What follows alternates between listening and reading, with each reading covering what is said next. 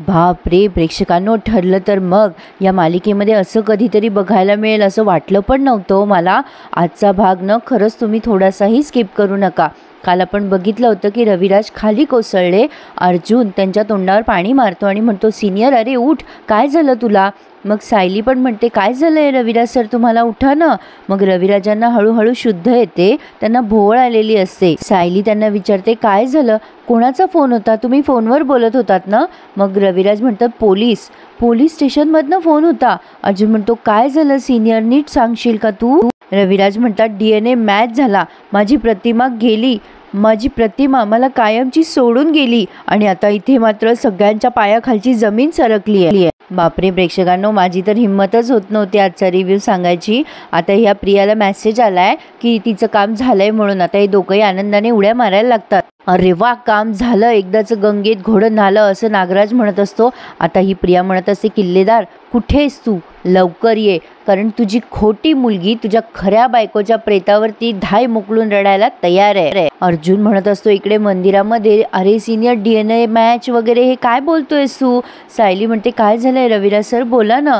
मग आता या रविराजांची खरं तर बोलायची पण हिंमत होत नाहीये, पण त्यांनी सांगितलं की 2 दिवसापूर्वी असं डेड बॉडी सापडली. आता हे त्यांनी फक्त फोटो दाखवलेत प्रेक्षकांना. आणि रविराजांनी या प्रियाला सांगितलं होतं की तुझी आई नाहीये ती, तू सिद्ध कर, DNA मॅच होईल की नाही आपण बघूया. आणि आता रविराज म्हणतात, "आणि अर्जुन, DNAचा रिपोर्ट आला रे आज, मॅच झाला रे तो DNA." आणि आता अर्जुनच्या पण डोळ्यातनं पाणी येते आणि त्याने पटकन रविराजांना मिठी मारली. रविराज रडतच म्हणतात, "पोलिसांनी सांगितलं की तीच प्रतिमा आहे." आता पूर्णाजीचं दुःख तर किती पहाडा एवढं आहे नाही प्रेक्षकांनो. अरे बापरे, सांगायला खूप कठीण जाते मला. आता ही सायली पण रडायला लागते, सगळेच जण रडतात. अर्जुन रविराजांना घट्ट मिठी मारून रडत असतो. आणि आता ह्या पूर्णाजी म्हणत असतात, "देवा, प्रतिमाच्या ऐवजी मला का नाही नेलं रे तू?" आता या कल्पनाताई म्हणतात, "असं नका बोलू पूर्णाई तुम्ही." आता ह्या रडतात आणि म्हणतात, "मला तन्वीला भेटायचं आहे आधी, मी एकटी नाही ठेवू शकत ग तिला कल्पना." अर्जुन म्हणतो, "सिनियर, आपल्याला घरी जावं लागेल ना, सगळ्यांना सांगावं लागेल, चल बरं." रविराजांना त्यांच्या पायावर उभं सुद्धा राहता येत नाहीये, पण अर्जुनने कसं बसं सावरलंय त्यांना आणि पूर्णाजीला कल्पनाताई सावरताय. आता ते सगळेजण घरी यायला निघालेत प्रेक्षकांनो. बापरे, खरंच ना, अशा दुःखाच्या प्रसंगी एखाद्या फॅमिलीला सावरणं खूप इकडे ही प्रिया म्हणत असते, "हा किल्लेदार कुठे कडमडलाय हो, तुमचा भाऊ जरा ढिलाच आहे. नाही म्हणजे इतक्या वेळ कोणी मंदिरात टाइमपास करतं का?" नागराज म्हणतो, "अगं जरा धीर धर, येईल ना तो."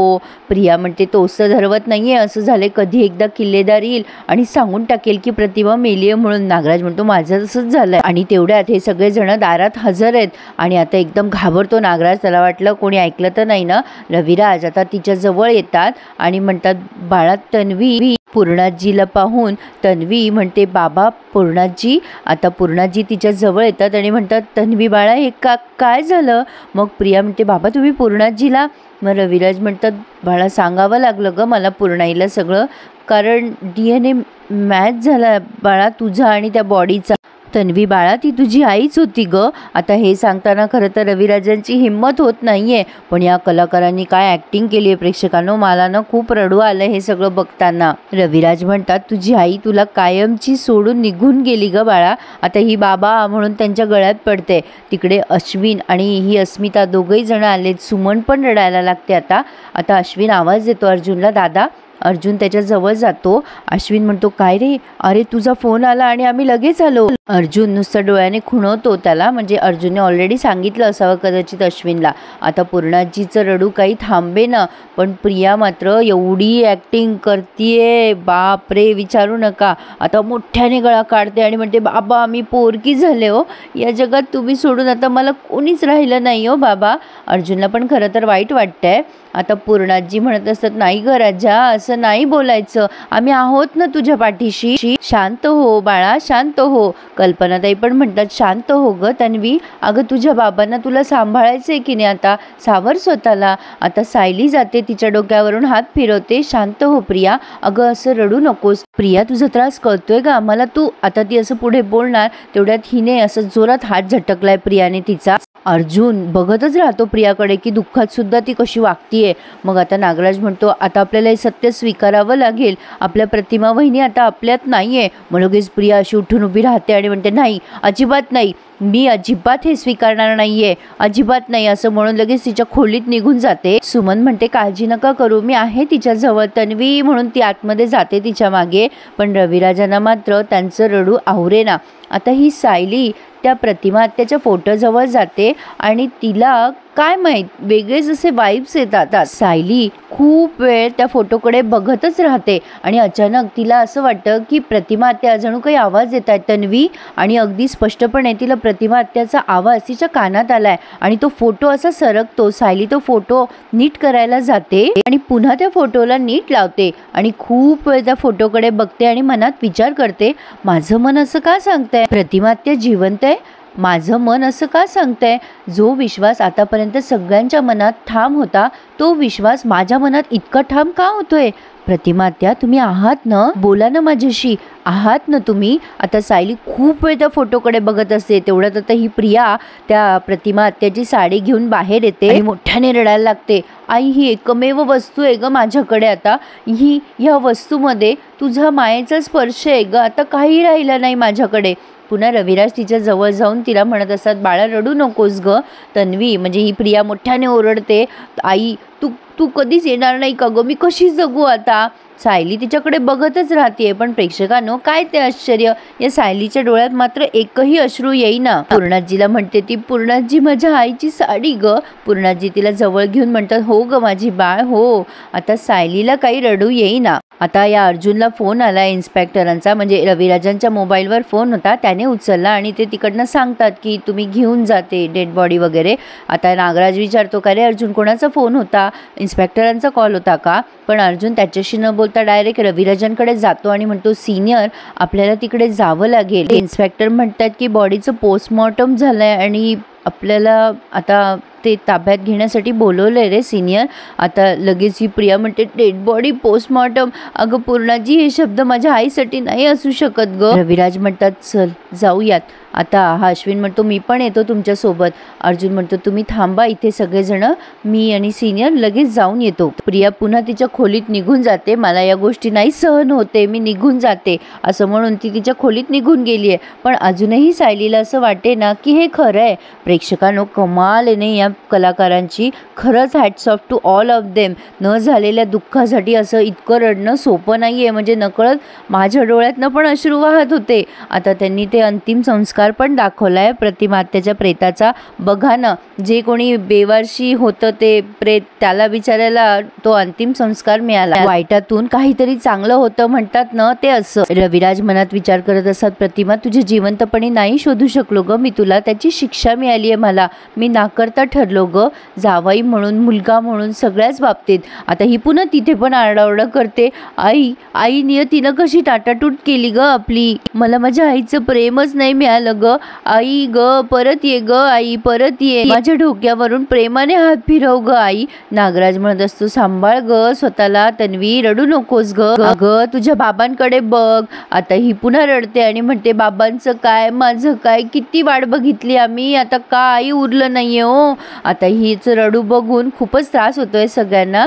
कल्पनाताई म्हणत असतात अगं किती त्रास करून घेशील ग तन्वी, शांत हो ग आता, शांत हो. आता पुन्हाही रडते आणि म्हणते कल्पना मामी माझ्या सगळ्या मैत्रिणींच्या आया त्यांच्यासाठी किती किती काय काय करता हो, मला माझ्या आईच्या हातचं आता कधी खायला मिळणार नाही ना, माझी आई मला बघायला मिळणार नाही ग. आणि पुन्हा रडायला लागते. नागराज म्हणतो किती किती ती ओव्हर ॲक्टिंग, म्हणजे मनात बोलतोय तो, स्वतःची आई गेली असती तरी पण रडली नसती ही एवढी, काय ओव्हर ॲक्टिंग करते ही प्रिया. नागराज तिला आता असं खुणवतो हाताने की गप्प बस म्हणून. आता सुमन पण रडायला लागते आणि म्हणते काय हे काय असं अचानक कळालं, आपण त्यांच्या वाटेकडे डोळे लावून बसलो होतो, प्रतिमा वहिनी घरी येतील याची आस होती आपल्याला आणि हे काय विपरीत घडून बसलंय. नागराज म्हणतो सुमन अगं अस्तित्व स्वीकारावं लागेल ना आपल्याला. आता ही सायली मनात विचार करत असते मी पहिल्यांदा पूर्णाजी आणि रविराजांचा विश्वास ढळलेला बघतीये, तरी सुद्धा मला एवढं ठामपणे का वाटतंय की प्रतिमा आत्या गेलेल्याच नाहीये. त्यांचं अस्तित्व मला माझ्या आजूबाजूला का जाणवत असेल? दुःख होण्याची गरज नाहीये हे असं का वाटतंय मला? आता पूर्णाजी आल्यात रविराजांच्या जवळ आणि खूप रडताय. रविराज, अहो आपण एवढी वर्ष वाट पाहिली, त्याचं असं फळ मिळालं का हो? अहो आपली इच्छाशक्ती का कमी पडली हो रविराज? आता त्यांच्या जवळ जाऊन खूप रडताय. रविराज म्हणतात, नाही हो पूर्णाई, मीच कमी पडलो.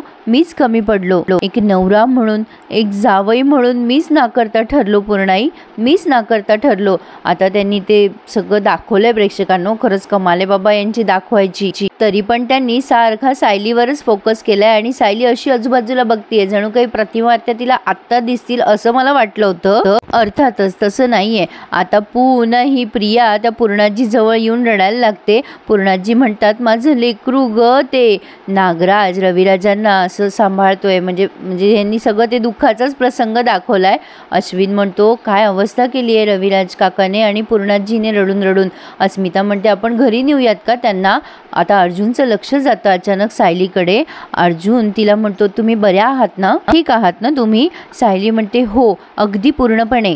मला तर रडू पण येत नाहीये आणि मला त्याचंच आश्चर्य वाटतंय. असं का होतंय मला असं वाटतंय ज्या गेल्या त्या प्रतिमा त्या नाहीच आहेत, त्या अजून पण आहेत, इथेच आहेत, त्या आपल्या आजूबाजूला इथेच आहेत.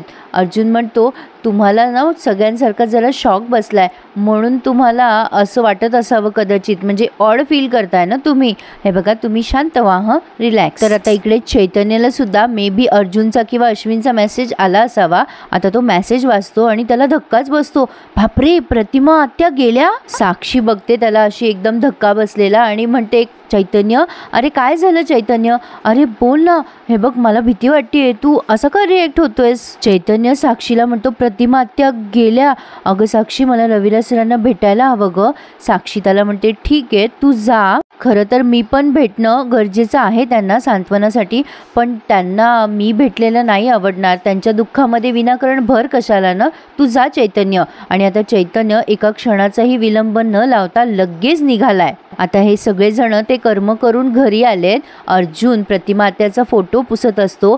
सायली तिथे सगळं ते हार वगैरे आणून ठेवत असते. म्हणजे काम करायला सायली, कल्पनाताई आणि अर्जुन, अश्विन हे सगळेजण होते प्रेक्षकांनो. आता अर्थातच किल्लेदारांची सगळीच फॅमिली दुःखात आहे ना. आता ह्या कल्पनाताई म्हणतात, सुमन अगं तेलाचा डब्बा कुठे ग? तेव्हा सुमन म्हणते, स्वयंपाकघरात आहे, मी घेऊन येते. ही सायली म्हणते, नाही बसा तुम्ही, मी घेऊन येते. आता चैतन्य आलाय आणि अर्जुनला म्हणतोय, अर्जुन अरे हे काय होऊन बसलं रे? शॉकिंग गे रे अर्जुन. आता अर्जुन हळूच म्हणतो, भेट सिनियरला. आणि आता चैतन्य पूर्णाजी आणि या रविराजांच्या हातात हात घेऊन तिथे बसतो. आता पूर्णाई चैतन्याला बघून आणखीन रडायला लागतात. तेवढ्याच सायली तेल घेऊन येते. कल्पनाताई अस्मिताला म्हणतात, पूर्णाई खूप रडताय ग, पाणी आण त्यांच्यासाठी. अस्मिता अचानक धक्का देते सायलीला आणि तिच्या हातातला तेलाचा अख्खाच्या अख्खा बरणी खाली सांडते. आणि सायली घाबरल्यासारखं सगळ्यांकडे बघायला लागते. आणि प्रेक्षकांनो इथे त्यांनी भाग पूर्ण केलाय. तर आता आपण बघितलं की सायलीच्या साडीवर तेल सांडल्यामुळे ती साडी बदलून येते आणि प्रतिमा आत्याची साडी घालते. तेव्हा रविराज प्रतिमा आत्याच्या फोटोला हार घालत असतात. मग ह्या पूर्णाजी म्हणतात, माझी प्रतिमा, माझी तन्वी. पूर्णाजीला असं वाटत असतं की जणू काही प्रतिमाच आली आहे त्यांच्या समोर. आता त्या माझी प्रतिमा प्रतिमा म्हणत असताना ही प्रिया त्या सायलीचा हात अशी ओढते आणि म्हणते, काढ माझ्या आईची साडी. मग आता या पूर्णाजी म्हणतात, नको काढू देऊ ग, माझ्या प्रतिमेचा भास होतोय मला, माझी प्रतिमा जिवंत असल्याचा भास होतोय मला. थांब तन्वी, अगं आपण तो हार फोटोला नको घालूयात. आणि यांचं मन यांना सांगायला लागले की प्रतिमा आत्या जिवंत आहे. पण छान होता आजचा भाग प्रेक्षकांनो, मस्त दाखवलाय त्यांनी. अर्थातच हे सगळं दाखवणं सोपं नव्हतं. आजच्या या रिव्ह्यूला नक्की लाईक करायला विसरू नका आणि आपलं चॅनल सबस्क्राईब करायला सुद्धा. बघूयात पुढे काय घडतंय ते. धन्यवाद.